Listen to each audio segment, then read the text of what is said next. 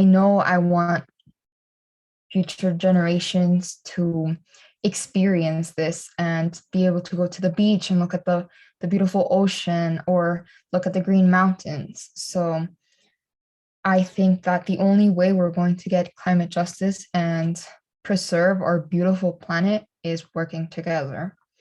And as for climate anxiety, I think I've gotten better at dealing with climate anxiety.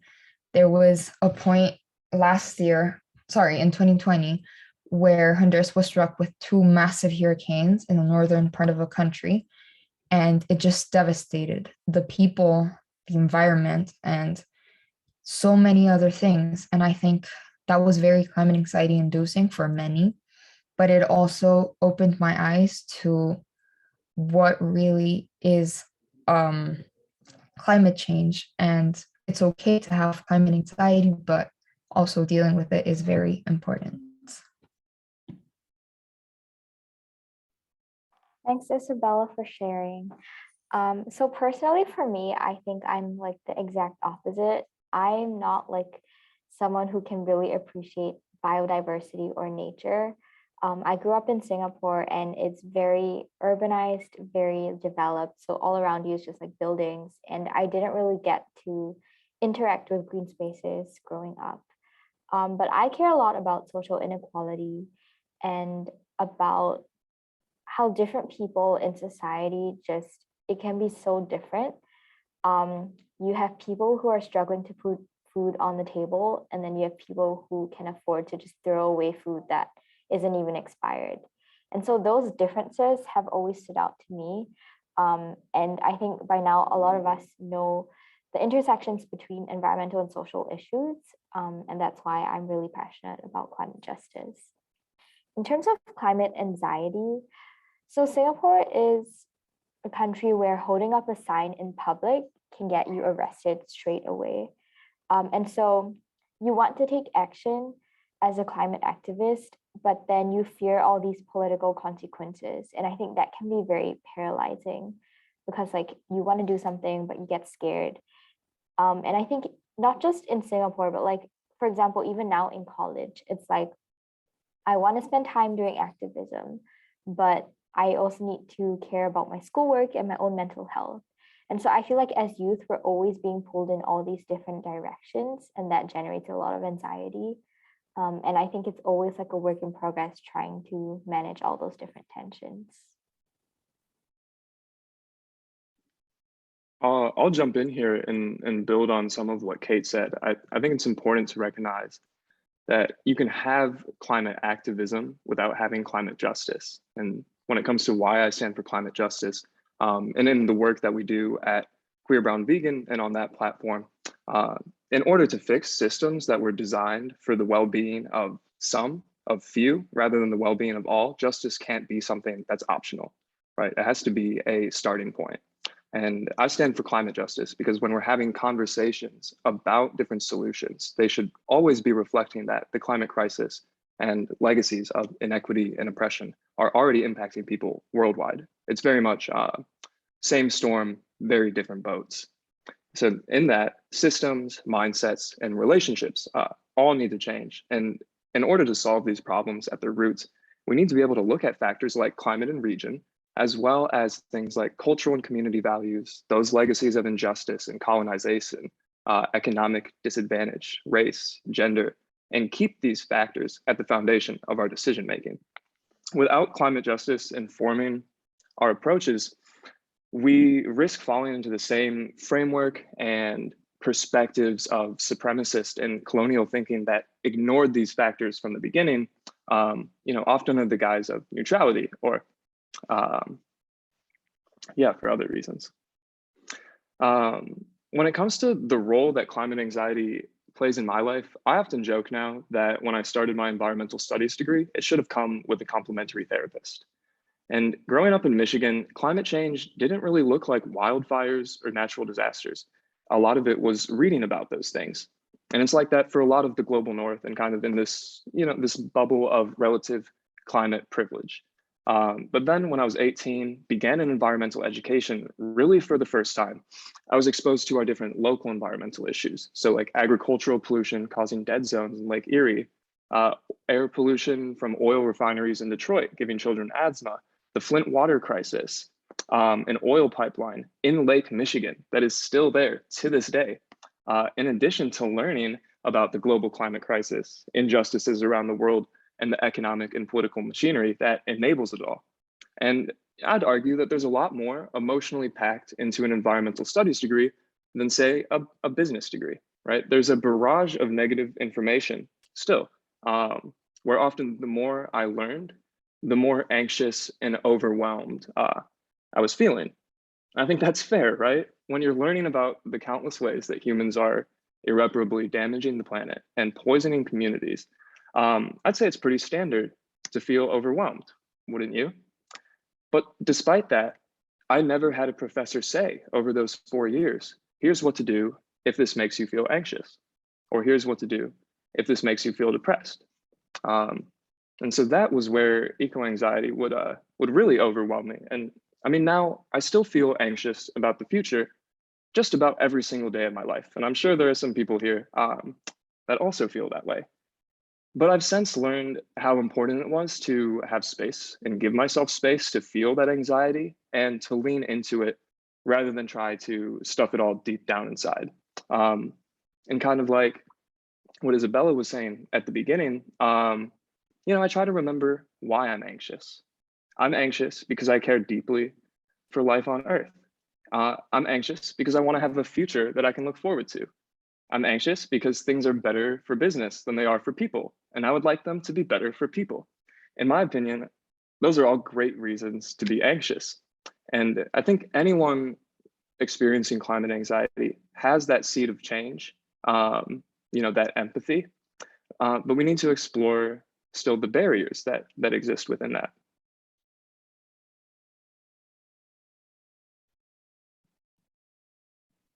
Perfect, amazing. Thank you for all those amazing answers. Could we perhaps move to the next question and see? Amazing. If applicable, describe your experience at COP26 and what discussions or issues stood out to you. Did anyone here attend, or any of the speakers attend COP26 physically? Not at all. Isaias did. Okay. And I can speak a little bit to, not too much on his own experience, but when Isaias was at COP26, he's 25, an environmental educator who primarily operates through Instagram and collaborates with other environmental justice organizations, and as well as doing branded content and whatnot, which opens him up to a certain attack or a certain level of like infighting within the environmental movement. And even beyond that, with Isaias's experience at COP, he talked a lot about experiencing a lot of elitism and a lot of ageism in these spaces, and just that they're not traditionally youth friendly, and kind of the frustration with that, where on one hand, it feels like older generations are trying to turn toward us and say, yes, lead the way, Gen Z, wow, our biggest inspiration. And then they say, oh, but you're not qualified for that, right? It's weird. They expect us to save the world, but don't seem to take us seriously. But despite that, he was still particularly interested in the presence of representatives from different frontline and indigenous communities, and how leaders at COP26 would be recognizing their struggles. We still have a lot of work to do, but that was kind of his experience at COP26. Amazing, thank you. I also wasn't at COP26, but I have friends who were.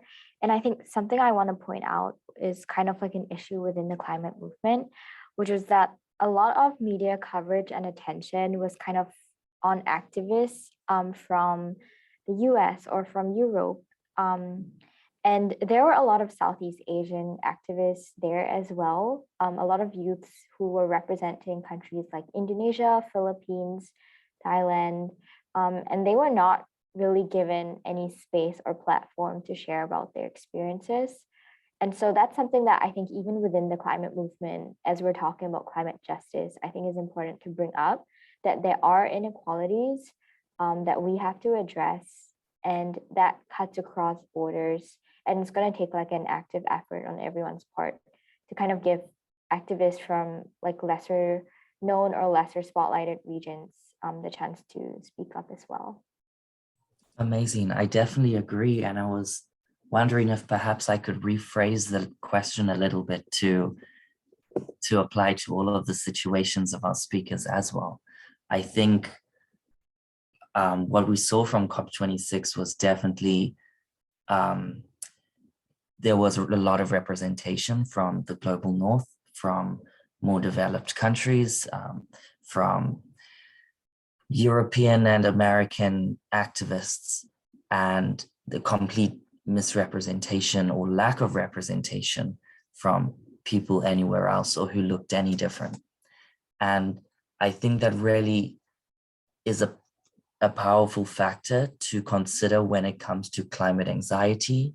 And I'd really love to hear about your personal experiences with climate anxiety in dealing with the idea of this conference going on away from where you are, and in so many ways away from where the effects of the climate disaster is actually happening, and the places where climate action is limited and it's especially hard to do. I think it's especially talking about Honduras. The feeling of climate anxiety must be very different talking about a world that's potentially going to end because of the changing weather patterns. I think that's very different to actually being in the middle of a hurricane and worrying about your family, your safety, your food. And then also just like in Singapore, the idea of getting involved with these movements and becoming vocal and trying to join the world to make the larger push for climate action stronger, how the anxiety and sense of helplessness of not being able to protest in the ways that so many people do, and what has kind of been set as the standard by the media and the West at the moment. So I'd really love to hear about your thoughts about the feelings that came out of that.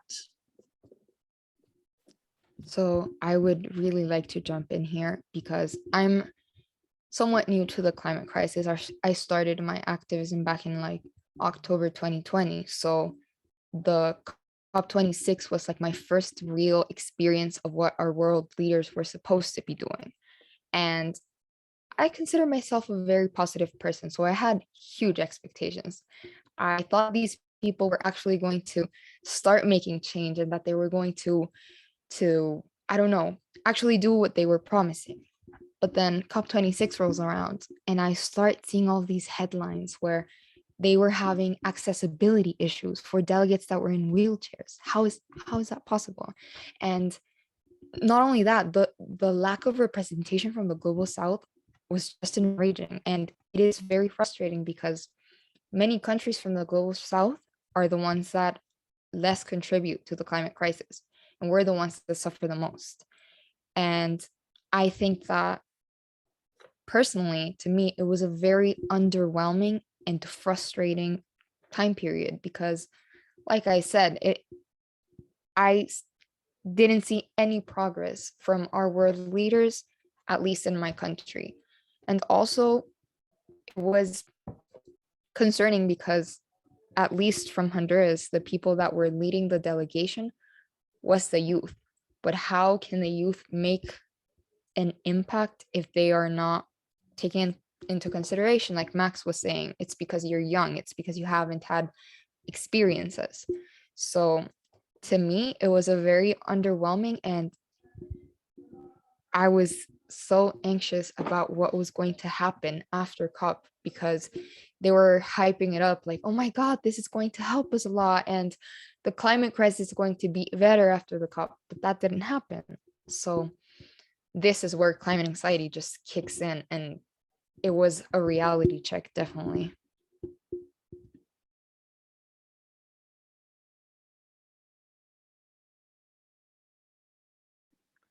Yeah, I'll bite on this one really quick. And when me and Isaiah have talked about it, and the more that I've thought about and reflected on the conference of the parties, and I mean, especially with the Paris Climate Agreement coming in 2015, it's in the name. You know, this was COP 26. There have been 26 of these, and yet our situation has worsened year after year after year. So you begin to ask, who is this meeting for? Is it for the frontline communities and the people that are already experiencing the impacts of the climate crisis? Or is it an elaborate PR stunt? I don't think it's quite that black and white. There's a lot of hearing from Isaiah's experience, and sort of the silver lining that he was describing at COP was how much community, hope, passion that was present there. I think the issue is just translating that into actual policy changes, into changing economies, into changing how fossil fuel companies are structured, and possibly even dismantling them. I mean, we are seriously at that level. And I think the most telling part of that is when COP26 was going on, we were getting headlines on it every single day. I mean, it's big news for us in the environmental crowd. But where are all the headlines about the resistance movements and activism going on every day, all throughout the world, right? So that's where I don't look to COP26 as the signpost of progress or of change, because that's happening, right? And where it's happening, where in the world the climate crisis is already taking a hold, if COP26 and the COPs in general aren't elevating those stories, or elevating those voices, and you really, I mean, for me, it's really asking, what's the point? And there's a little bit anxiety inducing to that effect of just knowing, exactly like Isabella was saying, these are the people that are in charge. It is quite literally their job to get us out of this situation. And COP26 really put it on full display, that they do not have the willpower to change what needs to be changed in order to prevent 1.5 degrees Celsius, and now pushing that to even 2 degrees Celsius of global warming. It's very disheartening to see, but I do try and remember that resistance is happening worldwide every day, and not just at COPs and COP26. I think just to build off that, Max, you captured all of that so beautifully. The fact that resistance is in the everyday. And I think that's just something I've learned in my activism, that instead of focusing on all these big conferences or events or policies, find one specific aspect that you want to work on and then just go from there. So it could be an organization that you're running or just volunteering for. It could be a singular campaign, but I find that it really helps when you zoom in on one thing, because when you look at the climate crisis, it's just so vast. It's affecting every single corner of the globe. It intersects with so many other social and economic issues that it's just really hard to think about on such a large scale. But if you zoom in and think about it in the everyday sense, thinking about what you can do in your school, in your community, just within your own social circle, that really helps to break it down. And I find that has helped my struggle with climate grief and climate anxiety so much more. Thank you so much, everyone. That was so well said. And really appreciate the fact that you shared all of your experiences, regardless whether you were there at COP26 or not. So it really helps give us perspective of what it's like as people who are not as well versed in the climate activist community, and also in terms of people who are new to climate activism or climate justice. So very well said. We would like to proceed to our next question, which is, climate anxiety is obviously a new term or phenomenon. How would you define it?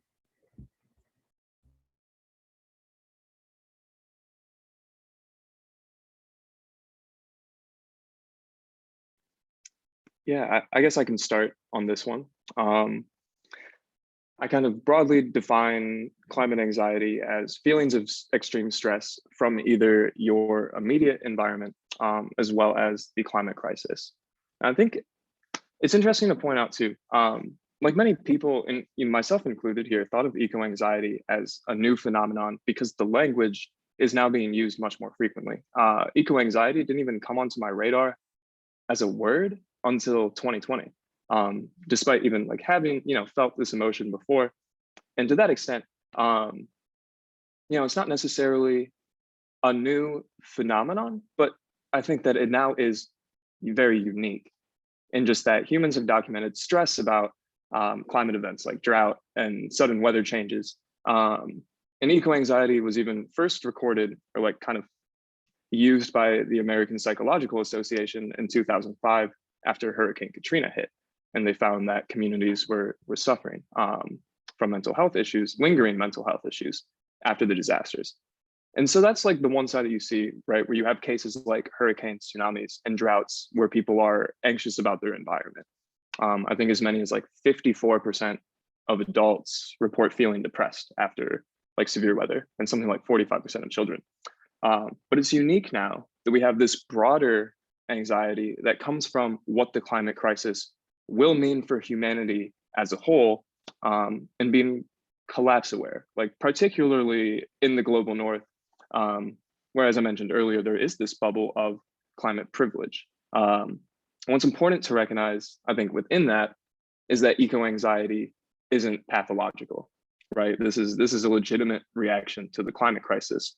And I think that within that, like one issue is not so much that we are anxious, but the subsequent shutdown that comes from not knowing how to interpret that or direct that anxiety, where already we have such a hard time talking about climate change or even bringing climate education into schools, at least in the United States, where it's become a political issue, very sadly. The intense emotions are one of the other huge barriers that stand in the way of being able to discuss this. Went off on a little tangent there, but I completely agree with you. And I think that what you said, that this is not a new thing and we've seen this forever, is very true. But we are just now realizing that as our climate situation gets worse and more people start seeing the immediate effects of climate change, more of us will start to deal with climate anxiety. And I think that it is also feeling hopeless and like you're doing so much for the climate anxiety, but sometimes you just feel like it isn't enough because of the gravity of the crisis. So I think that climate anxiety is definitely just being overwhelmed about how much you can or can't do because, I don't know, of situational factors or things like that. I also think climate anxiety isn't something that we should think about as like acute panic attacks or like depression.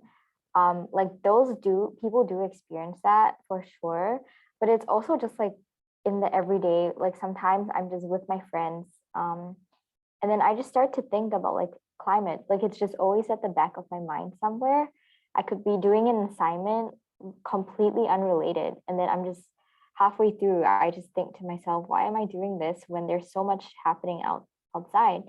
And so it's kind of like sometimes it's not even like anxiety in the usual sense of the word. It could just be like a general feeling of dread or unknown or like just something very small, but it's just constantly plaguing you. And it really builds up over time if you don't learn to deal with that properly. Thank you so much, everyone.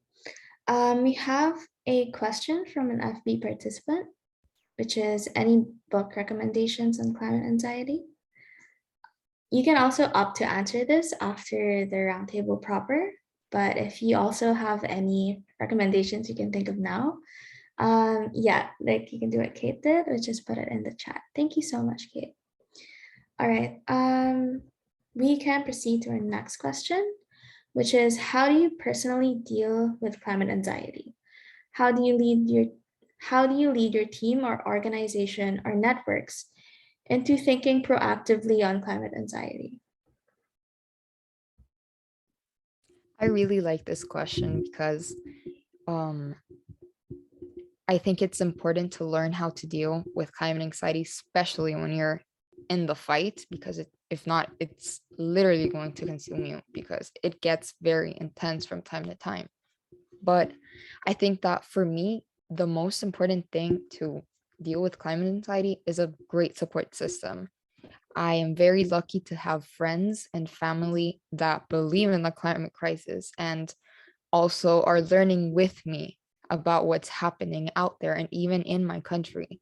So I think that just that common, I don't know, link with climate change and how we all see the effects, especially here in Honduras, we deal with a lot of natural disasters. So I think that over time, we start realizing that we're all in this together and just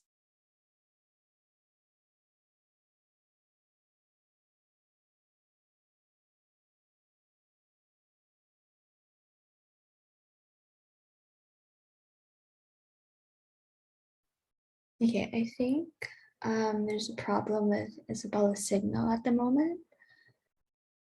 Okay, Isabella, are you okay?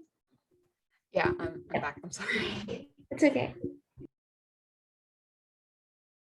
Okay, where did it cut off?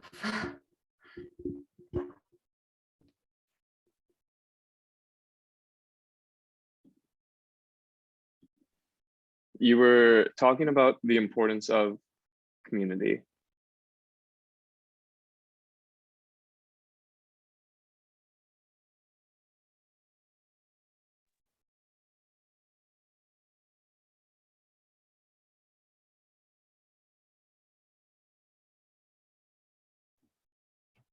While we wait for Isabella, maybe Max or Kate could also offer their insight. Yeah, so this will be my last question because I unfortunately have to go. But I think one thing that's worked really well for me is really just channeling all of the anxiety into action. And that just sounds so cliched, but it's true because I feel like when you let the anxiety overwhelm you and you get paralyzed, that's when it just starts building up continuously.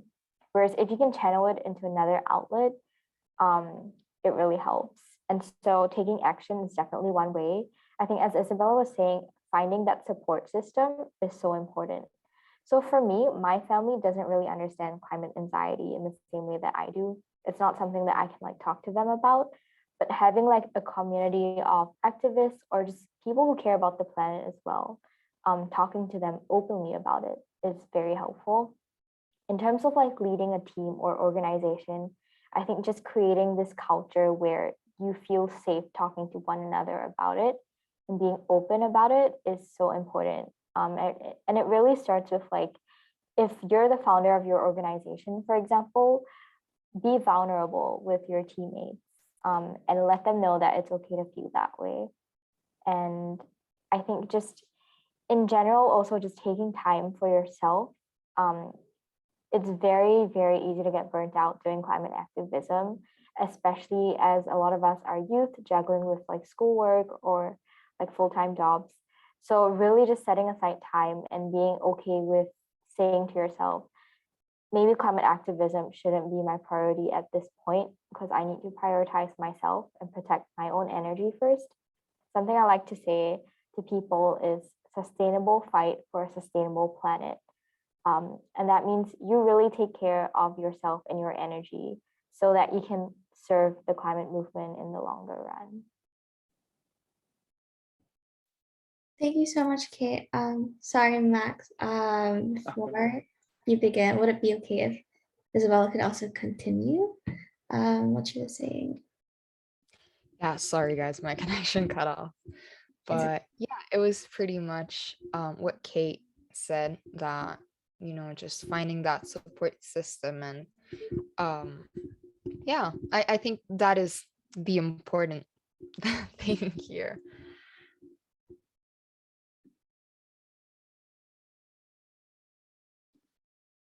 Yeah, Kate and Isabella both really hit it spot on.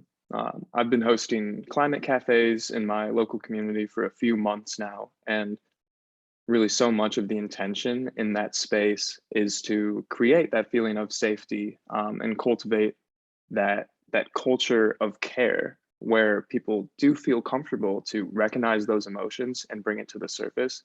And I think for myself, I began having a really similar relationship to it, where I've realized that this anxiety that's driving me to try and save the planet is one of the most important things in my life, and especially on this path that I've started choosing and making for myself. So I really lean into my emotions, and there's sort of, I don't know when it happened, but there is sort of a shift that happens where when I talk about climate work and climate change with some of my close friends, they'll sometimes say to me, you know, like, I don't know how you can do that. Like, it's all so hard. It's also emotionally charged and draining. And I think at some point it switched where for me, it was just too hard to do nothing. It would just fill me with anxiety, and I would fall into these states of despair and depression when I wasn't acting on those feelings. So yeah, like they were saying, among people I work with, I really aim to stay connected and establish that culture of care, in my own communities, whether that's work, personal, and I also make time for rest, like plenty of time for rest and downtime, which is just so valuable in this work. I loved how Kate said it of, you know, sustaining yourself for a sustainable future. Like, you have to really be able to recharge and fill your life with intrinsic values, right? So like community, companionship, collaboration, contribution. And when I was working with Force of Nature and we were hosting our anxiety to agency workshops, um, I mean, agency, action, that's the endpoint that we were going for. The truth is that without action, your anxiety will only build. But in that narrative, I encourage two main things, and both of them have been said already, so I won't talk about it too much, but really that idea that impact comes from focus and thinking of we over me. Impact coming from focus is how we framed individual action at Force of Nature. Like, we can make those individual lifestyle changes in the name of reductivism. You know, if you can break free from these exploitative systems by 10%, by 20%, you know, amazing. Do that. We would really advocate that the most important individual action you could take would be committing yourself to solving a problem. And not just any problem, but, you know, the one that inspires you. Like we were saying, the climate crisis is too big to engage with. But it's good that it isn't the problem, right? It's a symptom of all the problems that we actually have to solve. Every broken system represents a different possible solution. And even though in the environmental movement, we're really often encouraged to spread ourselves thin, you know, I've really began looking at my own life in activism through that lens of the impact that you're able to get when you do focus on one or two problems you connect with emotionally that inspire you and match the different strengths that you have. And then that shift from individualism to collectivism, like seriously forming communities around this and realizing you're not alone. All around the world, thousands of people are, you know, hundreds of thousands of people are working on climate solutions. And chances are, if you're here today, you will probably end up being one of them. And when it comes to joining movements, I really emphasize that movements are not just Greenpeace and Extinction Rebellion. Movements happen when you have shared beliefs and goals, right? They could be on a farm, in an office, at a law firm, with artists. And I think at the end of the day, we need 1 billion climate activists working in every way. So when it comes to dealing with climate anxiety, I really try and, yes, like push that sort of action first approach, but alongside with the self-reflection that comes with finding where you draw the most energy from. That's how I've navigated the last couple of years. Amazing, thank you. I think one of the most important things that we can recognize in today's event especially is the the impact of community and the importance of it, I think an event like this, where we're just actually talking about the issue of climate anxiety, legitimizes the idea. And I mean, for me personally, it makes me realize that, you know what, I'm not alone in feeling this. And I really commend our speakers as well for being here. I think it's especially great to be hearing that these feelings are valid from people who are in the fight and are active in trying to save the climate. Yeah, so I really thank you for that. And we've got another question from Facebook, but perhaps I think it's a shorter answer one. Perhaps if our speakers could put that in the chat. What are flexible majors for environmental degrees? Since this was talked about a while ago. And then perhaps while you answer that on the chat, we can talk about, do you think there is anyone more vulnerable to climate anxiety compared to others? I think this is my favorite question from the whole panel. When I read the question list, I was very excited to respond to this one because just like Reese said, right now we all have feelings and everyone's feelings regarding climate anxiety are valid and everyone has different climate stories. So I just want to begin by saying that. But I do think that there are that there are people that are more vulnerable to climate anxiety because, for example, indigenous communities are seeing terrible effects from the climate crisis. Of course, they're going to be more vulnerable to the climate anxiety because they're dealing with them. And also, like Max was saying, the global north has a certain climate privilege, and not all of them understand really what's happening with the climate crisis. And I also think that living through climate events firsthand also makes you more vulnerable and more prone to dealing with climate anxiety. So I think to a certain point, yes, there is a huge amount of people that are more vulnerable to climate anxiety. Oh, my mic's not even muted. Yeah, I mean, 100%, right? Economically disadvantaged communities, especially Black and Indigenous and other people of color, and those communities that have historically faced a long legacy of oppression and inequity and colonization, that have already made surviving in this system incredibly difficult. Those people, as climate impacts increase, will only increasingly be impacted. And there are those additional anxieties that come from institutional racism and things like lack of mobility.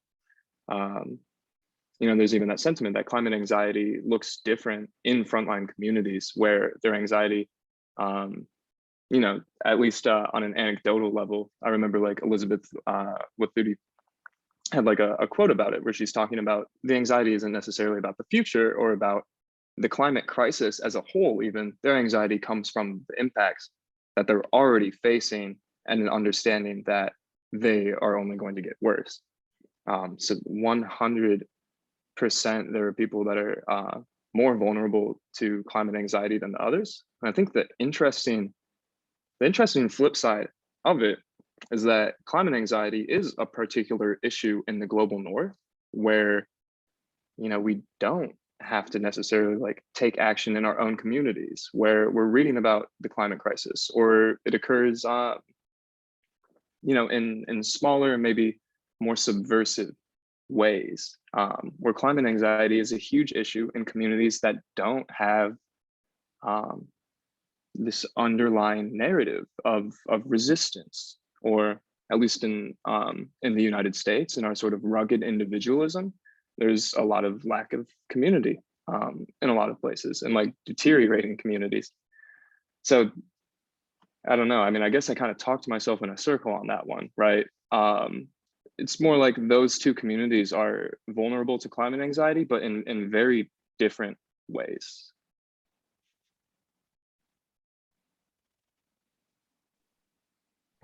Thank you so much, Max and Isabella. I really love this question also. especially since I was able to like see how, since I live in Australia at the moment, I was able to see how they deal with like climate change here and how people our age tackle it versus how it's kind of dealt with in the Philippines where I'm from. And it really made me see how greatly it affects everyone from, as you both have said, like economic status and everything else that comes after it.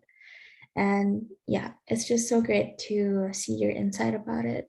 And so this is the end of our roundtable proper.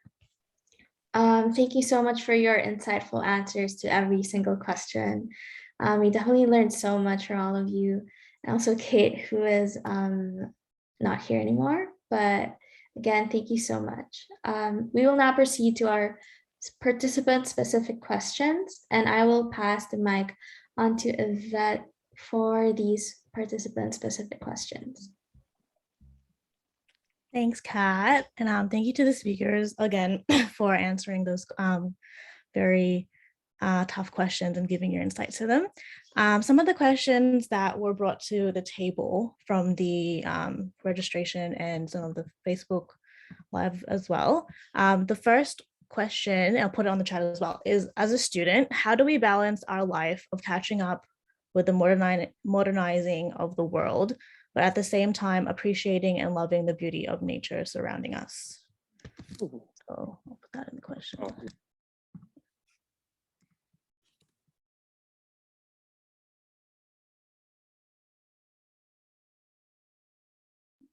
So I think that as students, we are doing a lot. I'm a junior in high school, so I still haven't experienced college, but I do know I have a ton of homework, extracurriculars. I have to study. I have to socialize with my friends.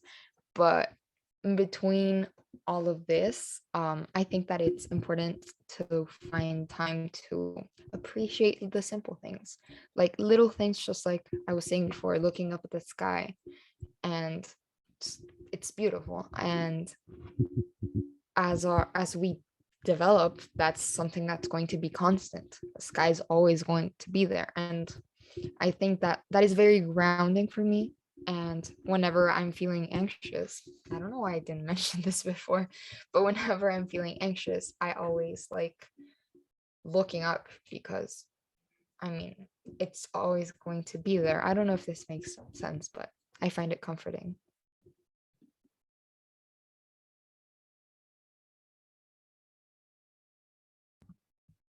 Awesome. Thank you for that. Sorry, Max, were you trying to say something? No, you're all good. Okay, great. The next question is, how important is policy, aka where should people and activists be putting most of their energy towards? I'm just going to put that in the chat as well. So I think policy is incredibly important. The second part, implying where should people and activists be putting most of their energy towards, is where, I don't think that there's necessarily a litmus test or like the #1 best climate solution. Although certainly people have ranked solutions but within that, the important part is that all of these solutions are needed. I mean, we need things on a very local and grassroots and community level. We need them on regional levels. We need things at state levels, national levels, worldwide even. Policy will be incredibly important, but I just really want to emphasize that it's not so much of like, here's where every single activist needs to be directing their energy. Here's the right way to save the planet, that sort of thing. Policy is sort of, and how I've heard it explained, is one of 3 different ways that you can, essentially save the planet. There's you can change minds, so education. You can change the game through business and the mechanics of business, and you can change the rules, which is what policy focuses on, right? Replacing bad environmental policies with good ones. And I think it's incredibly important moving forward there is something to be said about what comes first, right? And this idea that awareness is a precursor to action. So that's just to say, like, yes, policy is incredibly important, but it's very deeply interconnected as well with education, with business, and I wouldn't herald it as like the one size fits all solution. Is just like write some really good policies, but some really good policies certainly wouldn't hurt. It's also exhausting if you've ever gotten into lobbying and political activism. It's a very uphill battle.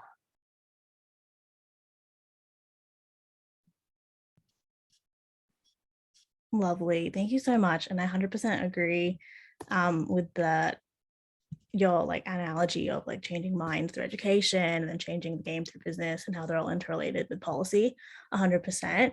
And we have a last question here, but I think we've touched base on this throughout the conference, but I'll ask it again just to have a little recap of what we've talked about in the conference. And that is, how do we start turning climate anxiety into agency / creating tangible change?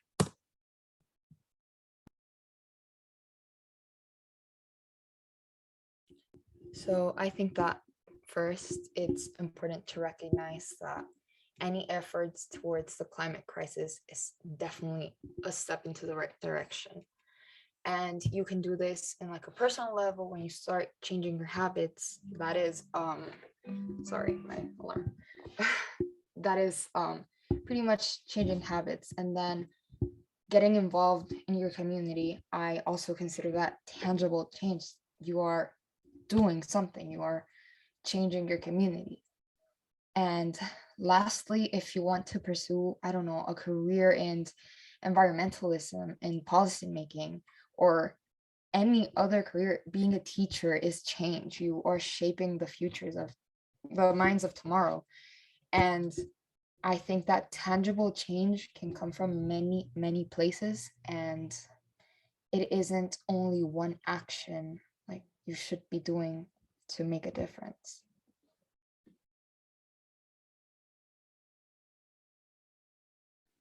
Yeah, well put, Isabella.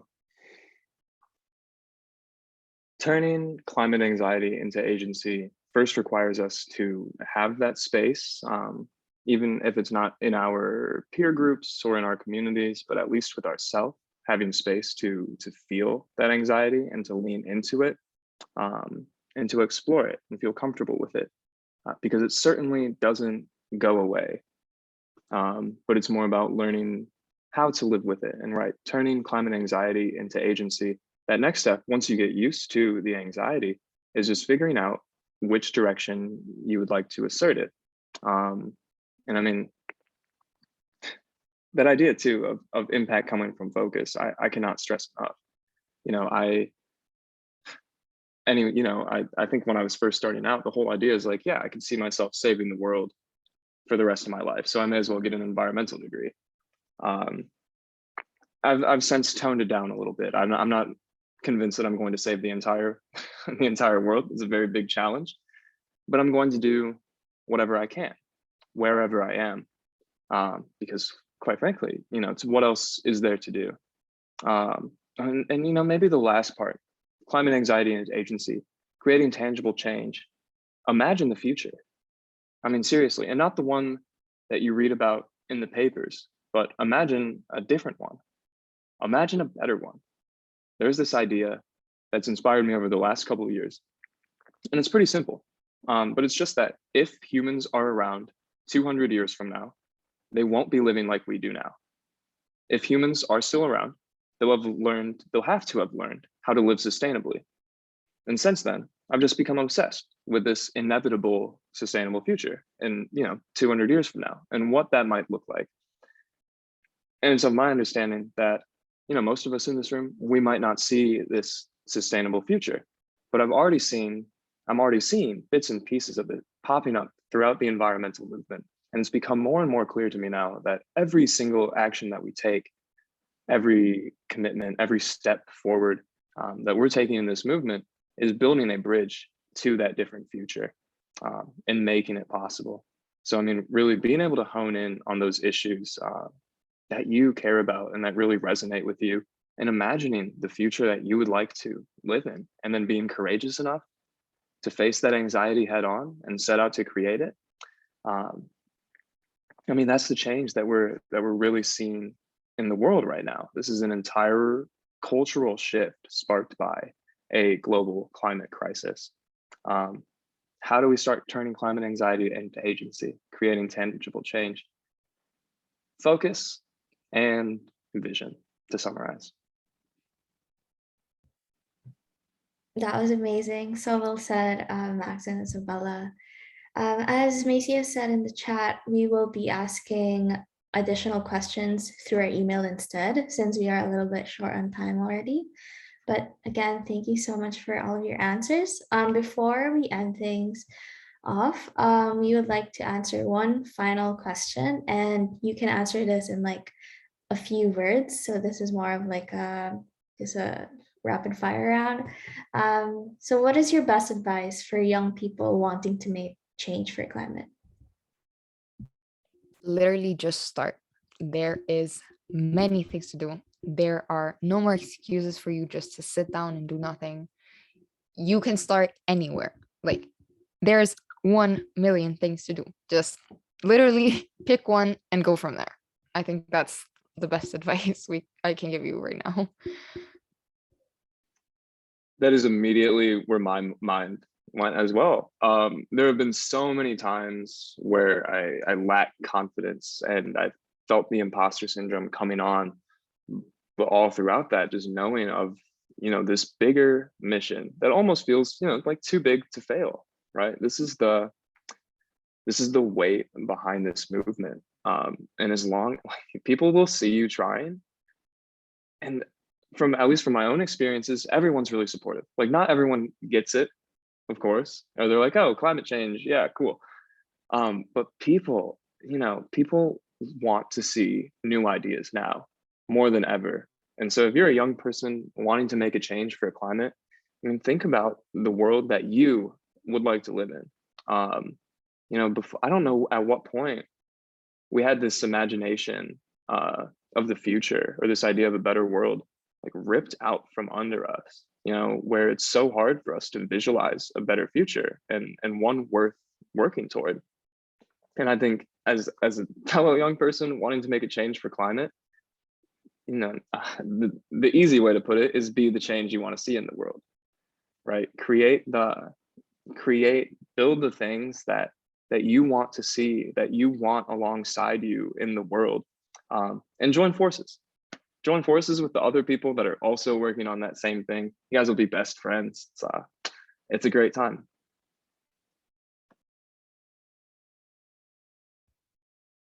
All right, thank you so much, everyone. Personally, I felt so inspired by everything both of you have said, and also what Kate has expressed in the past few questions. So moving on, we would like to thank all of our speakers and also all of our attendees for taking the time to be here today. We really appreciate your presence and all of the insight you have shared. Personally, I felt so inspired after this, and not just that, but it's also opened my eyes to learning more about climate change, climate anxiety, and also climate justice, and how to start from there. So thank you again so much. I'd like to pass the mic on to Reese for his closing remarks. Yeah, I think we covered a lot of really important things today, and I believe that we can dive a lot deeper into this topic. But I'm really thankful that we had amazing speakers that gave us a sort of overview and their thoughts, and I think we can all move forward knowing a little bit more, and also knowing that we aren't alone, not only in our feelings of climate anxiety, but also in our will and work to save the planet. So I'd really like to thank everyone who came here today, organizers at My State of Mind, and of course the speakers. Amazing. Thank you so much for having us. This was fantastic and so nice meeting all of you. Thank you so much, everyone. We hope you have a good week ahead or your weekend, depending on what time zone you're in.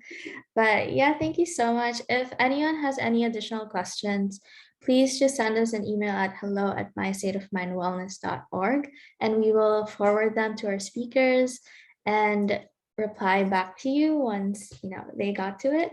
But yeah, once again, thank you everyone and enjoy your day.